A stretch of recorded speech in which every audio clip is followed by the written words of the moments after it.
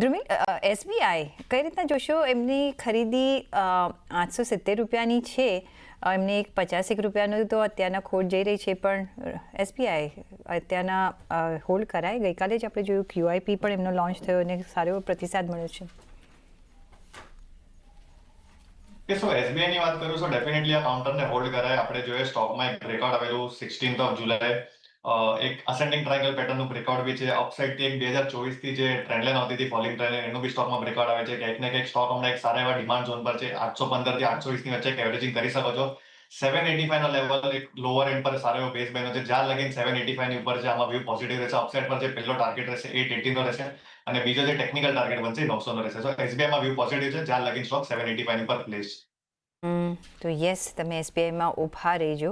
આપણે 880થી 900ના ટાર્ગેટ્સ અહીંયા જોઈ રહ્યા છીએ અને એસબીઆઈ જેવા કાઉન્ટરમાં તમે લોંગર હોરાઇઝન માટે પણ ઊભા રહી શકો છો. 6 મહિના પ્લસ માટે પણ તમે ઊભા રહી શકો છો. આ એવો કાઉન્ટર છે કે જે તમારા પોર્ટફોલિયોમાં તમને એક પોર્ટફોલિયો સ્ટોક કે જેવો કહી શકાય, તો અત્યારના અહીંયા તમારે હોલ્ડ કરવાની તમને સલાહ મળતી દેખાઈ રહી છે.